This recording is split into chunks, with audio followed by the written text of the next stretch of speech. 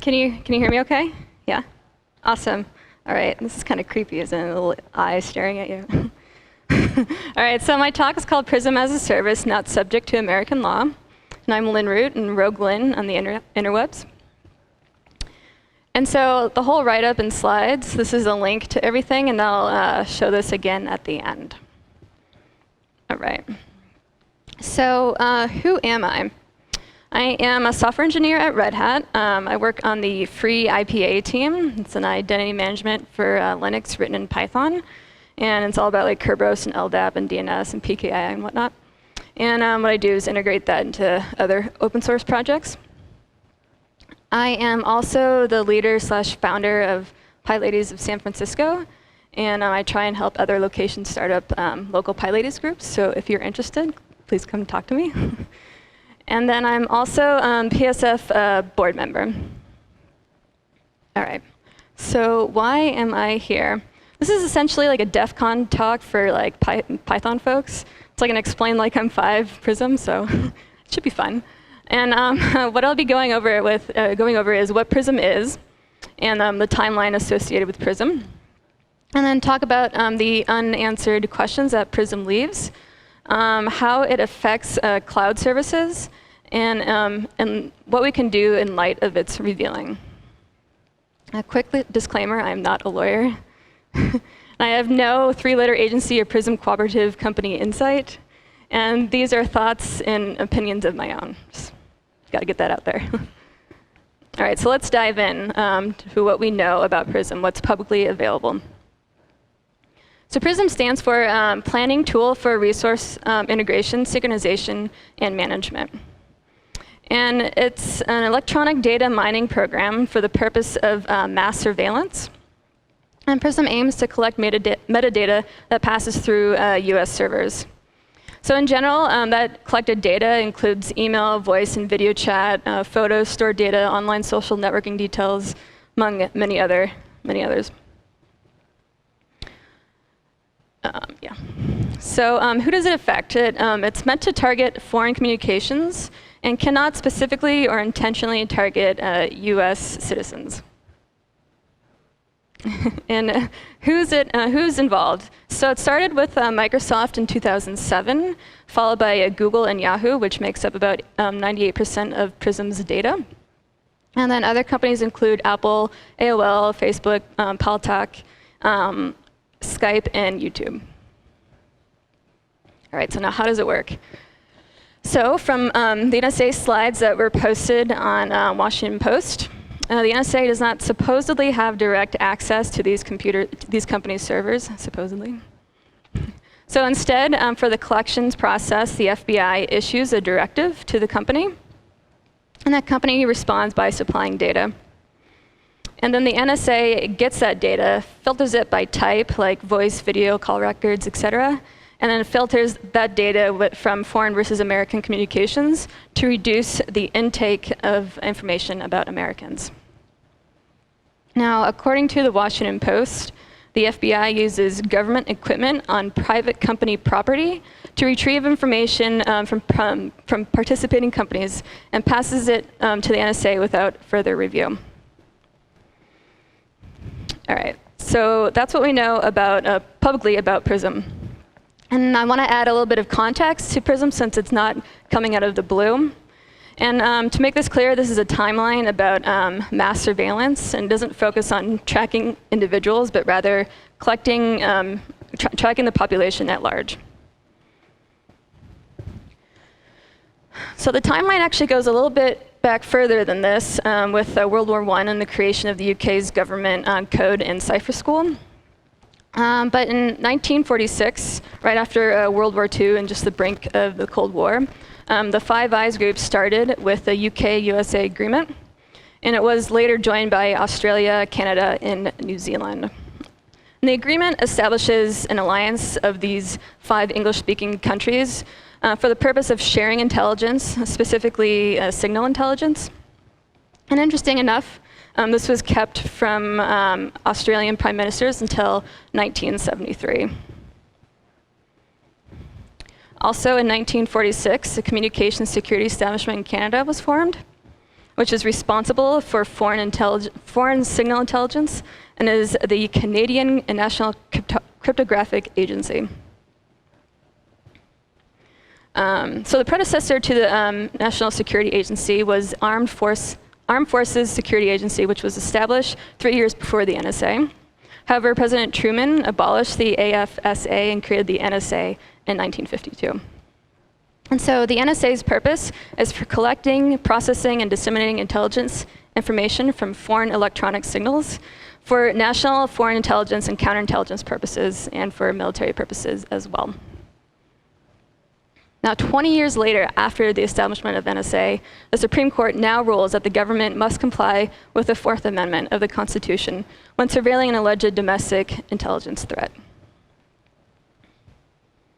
A few years after the court ruling the need for warrants, a Senate committee discovers illegal domestic spying with the NSA. So as a response to that, the Foreign Intelligence Surveillance Act was signed into law to protect Americans from domestic spying. Now moving on to 2000, as we get more into the 21st century. So does the NSA, expressing the desire to live on the network due to the massive volumes of data being indexed and processing, making index and processing more difficult. And then 2001, before 9/11, the approach was to focus on complying with the Foreign Intelligence Surveillance Act. Now with the Patriot Act significantly weakening the restriction on law enforcement to gather intelligence, the post-September 11th approach was the NSA could circumvent federal statutes and the Constitution so long as there was some visceral connection to looking for terrorists. So now in the fall of 2001, the NSA resurfaced a 1999 plan to perform contact training on metadata that it had collected. So supposedly, analysts would chain through mass US telephone numbers to discover connections through those numbers.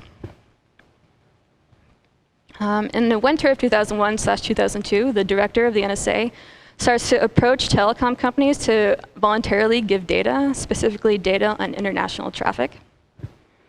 Note that 3 weeks after the NSA starts this program, does the legality come into issue when it's being reviewed by the Attorney General.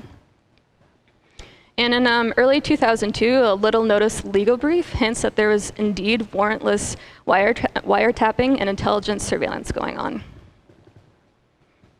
So also during this time, the Total Information Awareness Program came out. And it was a surveillance program that called for recording and analyzing all digital information generated by all US citizens. It was ran by the Information Awareness Office under the NSA. But in 2003, supposedly, the office was defunded by Congress. However, several sub-projects continued under different names and continued to receive funding. In the summer of 2002, AT&T employees discovered hidden/secret rooms within their San Francisco office and walked in on NSA employees during an undisclosed mission. Now, in the winter of 2002, major telecommunications companies enter into a voluntary formal agreement to give metadata on calling information to the NSA. Those voluntary agreements between telecoms and the NSA ended in 2006, when in late 2005, the New York Times revealed what was going on. So now the telecoms are asking for court orders first before handing over data. The New York Times also revealed that the program was much larger than President Bush acknowledged. Government officials were tapping directly into some of the nation's communications systems, including telephone and internet. Also in 2005, and then renewed in 2011, Canada gets its own secret electronic surveillance program that scours global telephone records and internet data trails, and including those of Canadians for patterns of suspicious activity. Now in August of 2007, President Bush signed the Protect America Act. So this bill would give the NSA the right to collect such communications in the future without warrant. But it goes further than that. It would allow the monitoring under certain conditions electronic communications between people on US soil, including US citizens, and people reasonably believed to be outside of the US without court orders or oversight. And from the leaked PRISM slides, a month after the Protect America Act was signed, data collection starts with PRISM with Microsoft. In 2008, Congress passes Amendments Act to the Foreign Intelligence Surveillance Act. The Senate gives final approval to a major expansion on government's surveillance powers. The measure includes a divisive element that President Bush had deemed essential, which was illegal immunity for phone companies that cooperated with the NSA wiretapping program that he approved after the September 11 attacks. Now, in 2011, is the estimated launch of the UK's Tempora program, which is the UK's security electronic surveillance program, first trialed in 2008. And as well, the program has had access to the NSA's PRISM data since at least June 2010. Now, in 2012, it was revealed that the NSA has been building the largest spy center, which is located in Utah. And its purpose is to intercept, decipher, analyze, and store vast amounts of world communications as they come down from the satellites, go through underground and undersea cables of international, foreign, and domestic networks. Also in 2012, the FBI starts to quietly push its plan to force surveillance backdoors on social networks, voice IP, and web email providers. Now, the Bureau is asking the internet companies not to oppose a law that making those backdoors mandatory. And so here we are today. The Washington Post reveals the NSA program 6 years after it started. And basically this whole timeline is to point out that the government mass surveillance is nothing new and has had international cooperation. If anything, we're 30 years late from an Aurelian society. All right, so these leaked presentations and uncovered classified reports do not tell us what actually is going on with PRISM. It leaves a lot of unanswered questions, including how does the NSA determine who is foreign or not? By the sheer fact of me talking to Diana Clark about PyCon, what if a foreigner and the US citizen communicate? Are we being spied on? From the press releases from government and companies involved, they mention words like backdoor and direct access and intentional. This language is too often used during times of evading actions. So how about how is PRISM collected data handled? Perhaps PRISM has accidentally collected data on me. Is it destroyed when they find out? Or rather, how secure is the data being handled? Can they easily be backdoored? And so they've collected the data. What sort of analyses are being done? And then more questions of what about citizens abroad? Or what about US citizens using services abroad? Am I simply a suspect because my email provider is in Australia, or that I host some of my websites in Germany? Are foreign-born US permanent residents considered foreigners? And what about foreign persons or companies using services from US-based companies incorporated abroad, or US-based companies simply selling hosting services abroad? So if a company like Twitter says no to a request, can the NSA go to their PRISM-compliant hosts to get the desired information? So there have already been immeasurable effects on the cloud from the release or the revealing of PRISM. According to the Cloud Security Alliance, 56% of its foreign member companies are less likely to use US-based services, and 10% have already canceled their US contracts. Governments themselves are starting to act. 2 weeks ago, Germany banned all future transfers of data to non-EU clouds. And more recently, the Information Technology and Innovation Foundation has put an estimated price tag on the damage that PRISM could bring. So the cost is between 22 and 35 billion to the US economy. Interesting enough, some email services are already shutting down their operations due to the inability to solve the question of private encrypted email. So when looking at the language of NSA slides and the press releases from PRISM companies, language often conflicts. Either the government has direct or backdoor access, even if we know what direct or backdoor means in this context. So the NSA certainly employs more mathematicians than anyone else. Has the government been able to crack these cryptographic constructs? They certainly wouldn't come out and tell us. Or has there been a lack of government oversight? The Guardian just released an article yesterday that reveals a loophole for the NSA to do warrantless search on US citizens' emails and phone calls. Naturally, XKCD does not disappoint. The cartoon depicts a crypto nerd's imagination of a 4096-bit RSA encrypted laptop versus using literal brute force to decrypt a laptop. I think this is probably what actually happens with the NSA. But in the end, does it really matter? Because our data is still out there. So now, in light of this information, what can we do? It's difficult to defend oneself against an attacker whose capabilities we do not fully understand or know. We should approach protecting our privacy by asking some questions, defining threat scenarios, and building defenses around that. So in terms of a company's point of view, there are in general 3 reasons a government may spy. There's industrial espionage, political reasons, and then terrorism. So by bringing cloud services within your company's national jurisdiction, you effectively eliminate industrial espionage by a foreign government, as it's very unlikely to be spied on for industrial espionage by your own government. That said, it's still unclear if the US, UK, Europe, etc. can have access to data even if you host services within your own country. Is the enemy that you know, your own government, better than the enemy that you don't? But that sort of starts to require political solutions rather than technical. But in the end, we have no idea the technical capabilities of what these attackers are. Random hackers usually do not have scale that the governments do. So we have to assume that government spies can do anything, but then our protection costs begin to skyrocket. So some solutions may be simply moving your business elsewhere within your own jurisdiction. I can't answer whether using US companies' services abroad will or not protect you against the US government.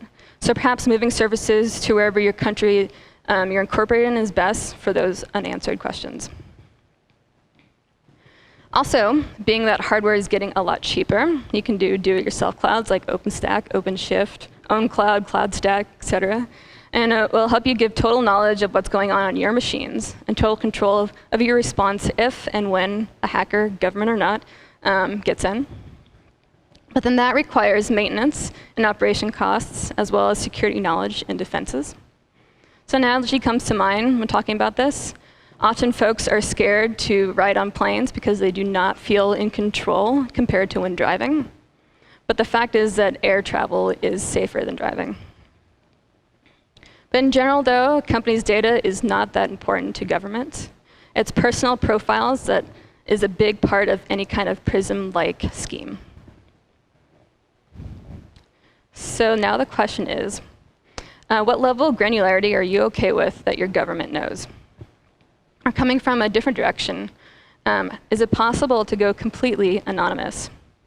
May sound like I'm wearing a tinfoil hat, but bear with me. This is a proof of concept that no, it's not possible to go completely anonymous. I'll be taking a look at location tracking and behavior profiles and the use of encryption. So I imagine that most folks are okay with the government knowing when you're inside its nation. But how granular are you okay with being tracked? It's difficult to go off the grid entirely. As long as you carry a cell phone, you are trackable. Now, if you live in Maine or New Jersey, you're lucky, but the majority of the US, a search warrant is not needed to ask your cell phone carrier for your location data. You can certainly turn off your cell phone, but as soon as you turn it back on, a location is recorded when connecting to a cell tower or Wi-Fi connection spot.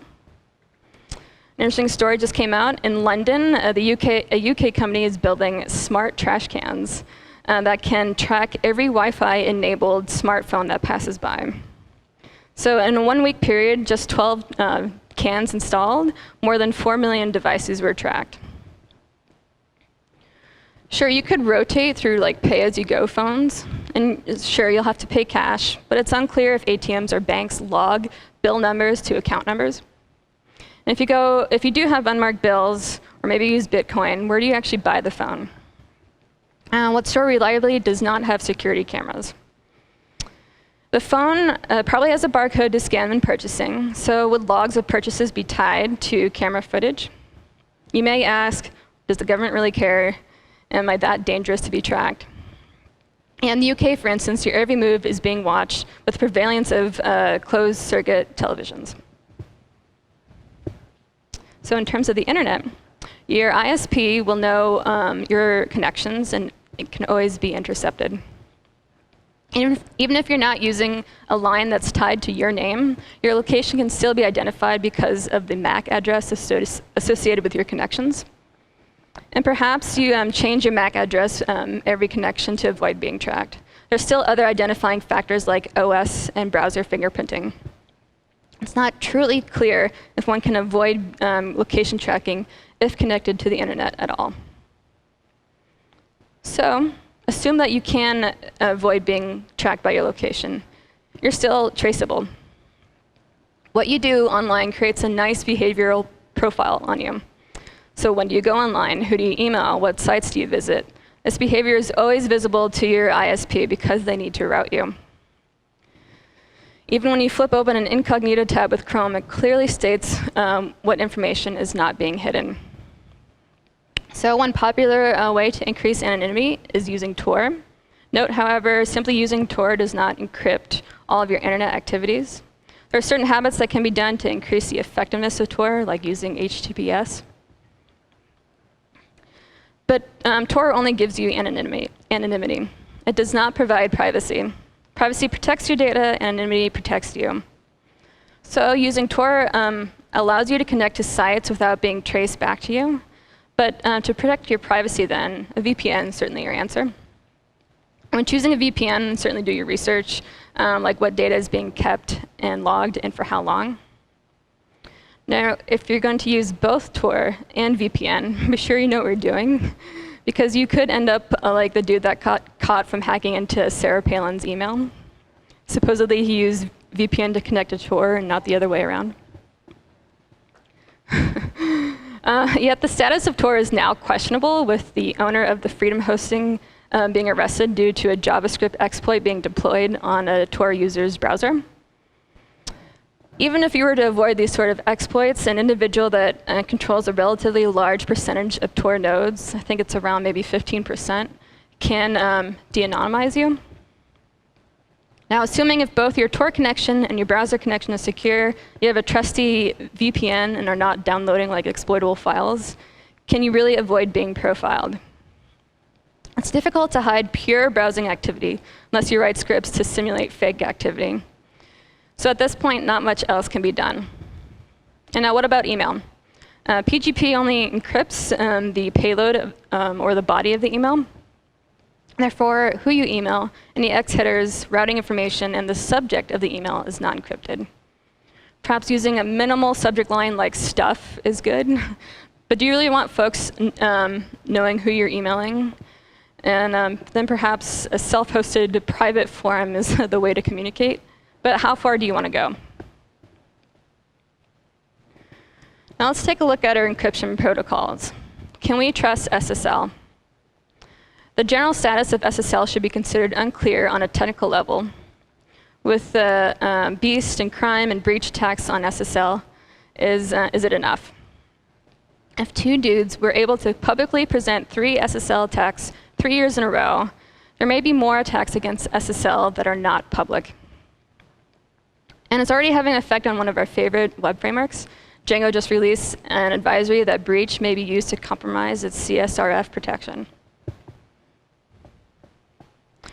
Assuming that SSL protocol is technically secure, a government can still go to a root certificate authority and demand its private key to facilitate man-in-the-middle attacks. Or a root certificate authority could be compromised itself, like the past security breach of the Dutch certificate authority. One way to ensure trusted certificates are being used and avoid man-in-the-middle attacks is certificate pinning, where your browser says that it only trusts this certificate, and the advertised identity of a site must match this pinned certificate. Another concern that arises from PRISM is that the NSA logs very high volumes of internet traffic and retains captured encrypted communication for later cryptanalysis. So perfect forward secrecy is one defense against this. So when the PFS is used, the compromise of an SSL site's private key does not necessarily reveal the secrets of past private communications. Connections to SSL sites which use PFS have a per session key that is not revealed when the long-term private key is compromised. The security of the PFS depends on both parties discarding the shared secret after the transaction is complete. Quick note though, it does not prevent against man-in-the-middle attacks. Someone with access to the server's private key can, of course, perform an active man-in-the-middle attack and impersonate the server. However, that can only be done when the communication is taking place, and it's not possible to pile up a mountain of encrypted traffic and decrypt it later. All right, now wrapping up with the outlook, essentially comes down to these questions. How do we deal with SSL? Can we still trust it? Do we need to reevaluate our certificate authority system entirely? And do we need to reboot our encryption protocols and habits entirely? Whether the NSA has direct access to PRISM cooperating companies' servers or has effectively hacked cryptographic constructs, our privacy has been challenged. Our data is being collected, retained, and stored indefinitely, and while it might seem trivial now, one day you might be deemed a terrorist. So just to finish on a very apt quote. First they came for the socialists, and I did not speak out because I was not a socialist. Then they came for the trade unionists, and I did not speak out because I was not a trade unionist. Then they came for the Jews, and I did not speak out because I am not a Jew. And then they came for me, and then there was no one left to speak for me. Thank you.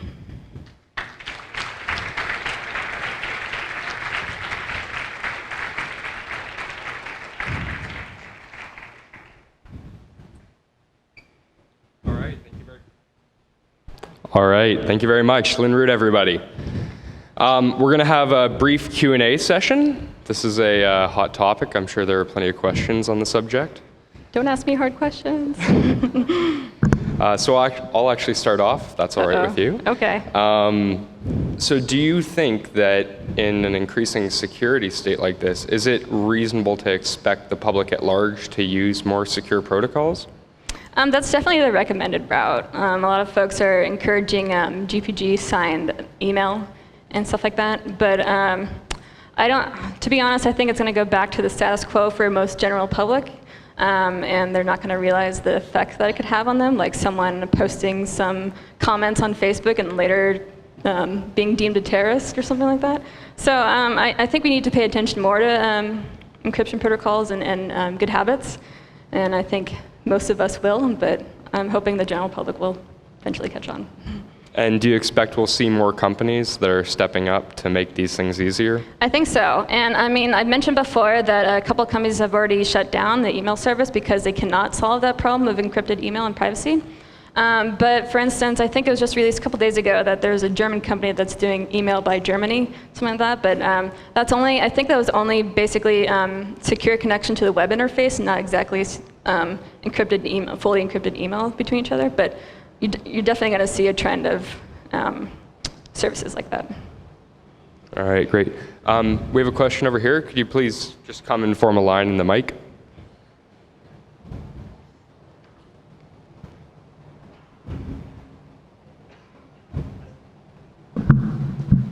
Okay, so is it the case that the email companies shut down because they couldn't deal with their traffic being intercepted, or was it the case that they were asked to shut down? I know this stuff isn't completely in the open, but the impression I had was that whatever agency told them to shut down or provide them information, and so they said we're suspending operations? There's two email companies that did. I think Silent Mail did that proactively before they requested the shutdown, and then the other one alluded to being having issues with the government and had to shut down because of that. So both, essentially. Okay, thanks. Yeah. Are there political solutions? It's pretty clear that we can't trust the U.S. or Canadian governments, but for example, Germany sounds like they're doing better, or Switzerland or Iceland. Yeah. Well, so for instance, like the Five Eyes group, every country monitors its own section of the world, and the UK monitors Europe, and that includes, of course, Germany. And there has been sharing of data between UK and the US of its own, like the UK shares data of the US with the US, and vice versa. And then, of course, they're going to share data that they collect on the rest of Europe. So while Germany might not be actively compliant with the NSA, there are other countries taking that information and sharing it with the US. So without fixing the political system in the U.S., we're all screwed. Yeah, I'm not going to get into political discussions here. All right. Oh, one more question. Hi. With, I guess, the technology that you can now fingerprint almost any kind of web browser, even incognito or whatever, are we really going to end up with basically scripts that randomize the plugins, the accepted content, whatever is necessary in order to actually gain some sort of privacy? Or, I mean, it's one way you could go about doing it, right? Like, yeah. it's definitely hard to completely anonymize yourself. I mean, fingerprinting is definitely hard because if you go, there's this one site that does fingerprinting of your own browser, and it's like 1 out of like 3 million or something, and Yeah. you're like, well. I was reading an article, I forget right now who the author was, but he would take all the browser information, like the plugins and what would it accept for Exactly. plugins, and he would just basically run it through a SHA-1-SUM and or similar hash Right, yeah. algorithm, and he would just get this number that would identify your browser, and all of a sudden that number would be available for any website you can even look for. Exactly, yeah. Maybe you should just rotate browsers. Yeah. Oh, thank you. Yeah. Hi. I'll just preface by saying I think it's unfortunate that you're not ready to have a political discussion about this because it's an inherently political problem. Definitely, yes. If you look for technical solutions, you're admitting to being in sort of open revolt against your own government or our own government. And what we really need is for our governments to behave in ways that we find socially acceptable. Right. Okay? So that was a small rant. Now I have a technical question. I'm aware of somebody's running a website called PRISM-AS-A-SERVICE, Yes. I think, which is suggestions for users, software alternatives, service alternatives, and so on. This is PyCon's a programming conference. We're all practitioners here. So for those of us building services, are you aware of anyone collecting best practices for PRISM avoidant programming? To be honest, I'm not aware, but there actually was a really good article that came out maybe a few months ago by a friend of mine. His name is Hinnick. He wrote how to harden your SSL ciphers for basically your Apache or Nginx service. So I mean, that's one way to go about good practices for on the server side. And I think it's linked from the Django security advisory. So if you go there, you can get that link. But that's the only thing I'm aware of good practice in terms of that. I mean, you could turn off compression to avoid the breach attack over SSL, but I mean, yeah. Sure. So those are two issues. There are There's many. dozens of them. And Yeah. Data retention. How long do you keep your logs? Are your logs Exactly. in, anonymized? Okay. Well, somebody start a wiki, please. Yes. All right, I think we have time for one more question. Yeah, so I heard a lot of ideas about how to sort of protect your data from being visible.